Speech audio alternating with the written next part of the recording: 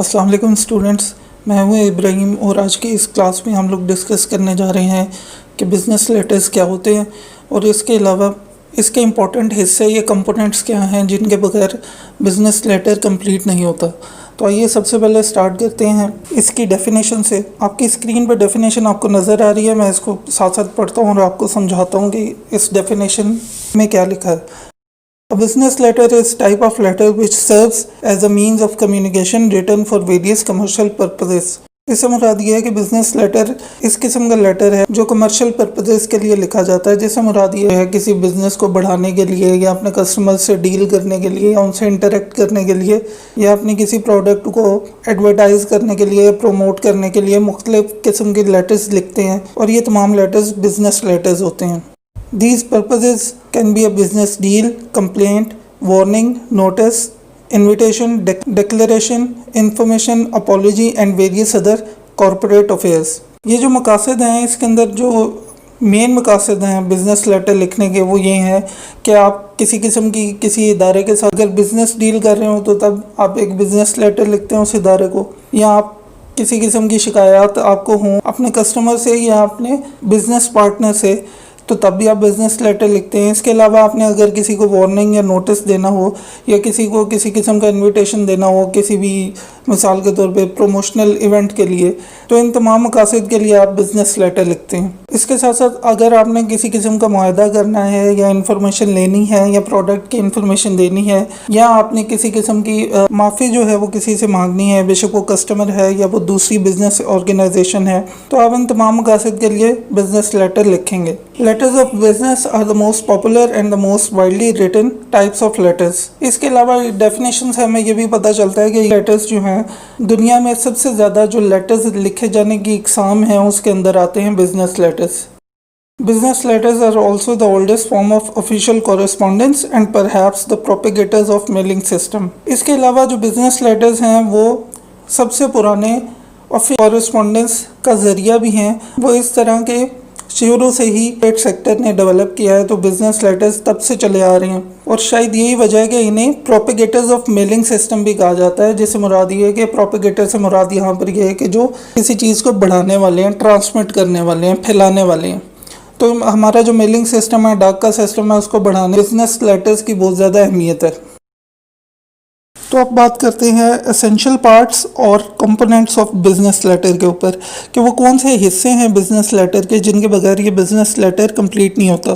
तो सबसे पहले आता है the heading. The heading consist of the name, full address of the firm और the person writing the letter. It may contain the telephone number of the firm or fax number. In the letterhead, heading is always printed on the top middle part of the sheet. However, when the letter is written on a plain paper, the heading should be written on the right hand top corner of the paper।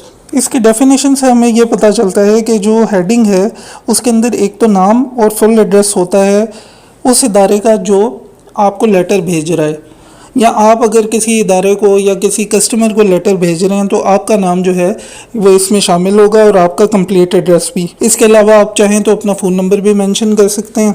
इसके आगे मज़ीद बताया जा रहा है कि जब भी आप किसी लेटर हेड के ऊपर ये हेडिंग मेंशन करते हैं तो आपका ये जो हेडिंग का सेक्शन है या हिस्सा है ये टॉप के ऊपर मिडल के अंदर आता है, मतलब जो लेटर का दरमियानी हिस्सा है उसके अंदर ये लिखा जाता है। अगरचे अगर वो लेटर हेड ना हो, एक सादा पेपर हो, प्लेन पेपर हो, तो उसमें ये आपके पेपर के राइट टॉप कॉर्नर के ऊपर आएगा। आइए इसके एक एग्जांपल देखते हैं। ये आपके सामने एक एग्जांपल नज़र आ रही है आपको, modern electronics the mall Lahore. तो इसके अंदर बेसिकली उस ऑर्गेनाइजेशन का नाम है जो ये बिज़नेस लेटर लिख रही है या भेज रही है और नीचे उसका एड्रेस लिखा गया है। आगे बारी आती है डेट की, और डेट लिखने के दो तरीके हैं। सबसे पहला तरीका आपके सामने है, मंथ पहले लिखा गया है, फिर डेट आई है और उसके बाद जो ईयर है वो लिखा गया है। इसी तरह जो दूसरा तरीका है उसके अंदर डेट पहले लिखी गई है, फिर मंथ है और कॉमा के बाद ईयर मेंशन किया गया है।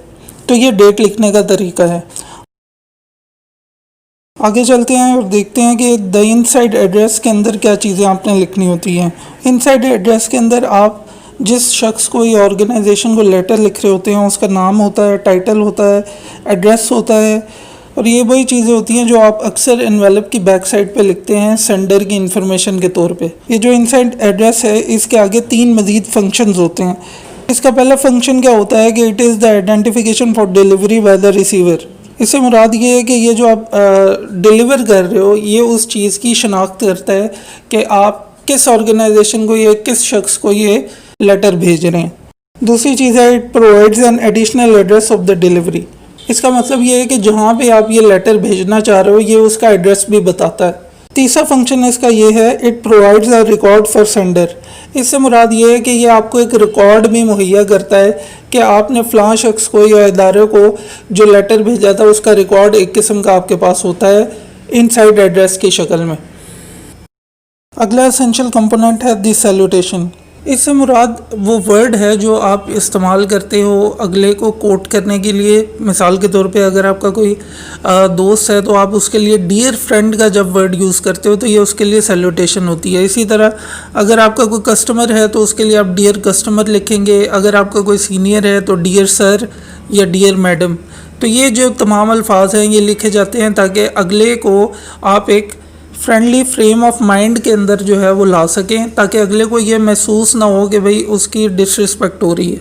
इसको लिखने का तरीकाकार ये होता है कि ये जो इनसाइड एड्रेस है उससे 2 लाइनें छोड़ के नीचे आप लिखते हैं और ये लेफ़्ट साइड पे लिखा जाता है। सैल्यूटेशन लिखने के बाद आप अमूमन देखते हैं कि हम कॉमा का वर्ड यूज़ करते हैं जो ज़्यादातर चलता है, लेकिन इसके अलावा आप कॉलन भी यूज़ कर सकते हैं। आगे कुछ एग्जांपल हैं।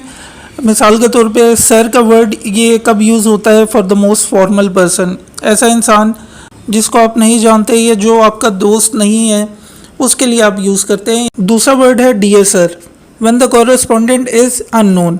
ये आप तब यूज़ करते हैं कि जब आप जिससे बात कर रहे हैं उसको आप बिल्कुल नहीं जानते, वो अननोन है आपके लिए। तीसरे नंबर पर आता है दोबारा डियर सर।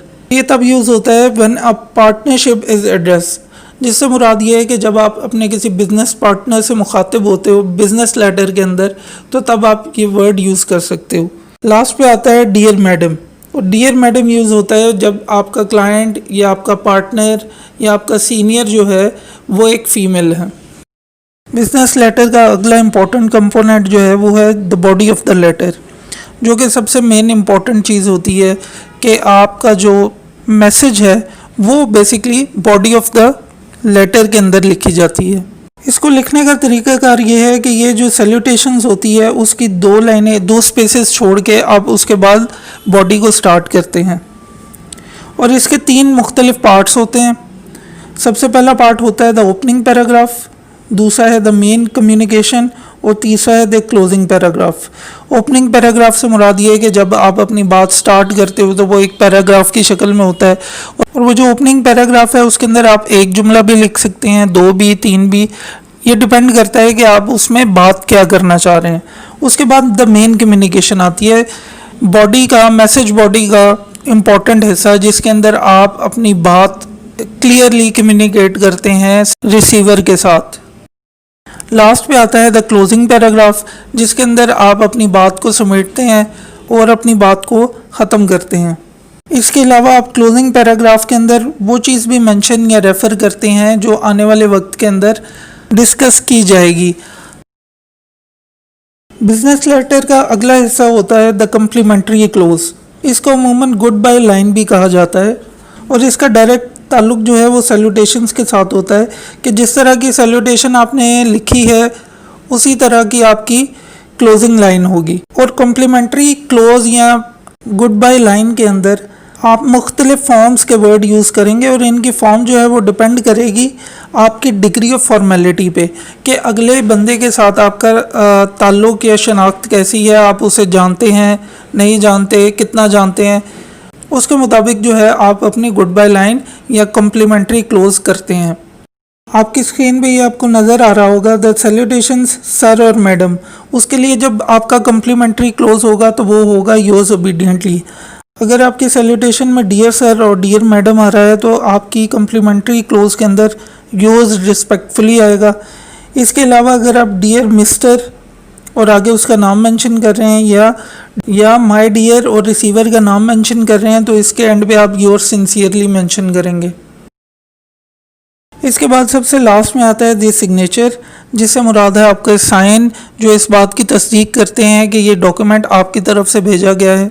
सिग्नेचर लिखने का तरीका ये है कि अमूमन जो रिसीवर है उसको आपके साइन की समझ नहीं आती, तो उसके लिए बेहतरीन हल ये होता है कि आप पहले अपना कैपिटल लेटर्स में नाम लिखें और उसके ऊपर अपने साइन करें ताकि पढ़ने वाले को आसानी हो। इसके अलावा जो सिग्नेचर हैं वो कॉम्प्लीमेंट्री क्लोज के नीचे आएंगी और इनके दरमियान 2 लाइंस की स्पेस होगी। तो स्टूडेंट्स, आज का ये लेक्चर यहाँ पे ख़त्म होता है, लेकिन लेक्चर ख़त्म करने से पहले मैं आपको बिजनेस लेटर दिखाना चाहता हूँ ताकि आपको इन कंपोनेंट्स की तरतीब का पता चल जाए कि एक पेज के ऊपर ये किस जगह पर और किस तरतीब के साथ लिखे जाते हैं। तो और अगर इस हवाले से आप कोई भी क्वेश्चन करना चाहते हैं तो आप कमेंट सेक्शन के अंदर अपने क्वेश्चंस पूछ सकते हैं।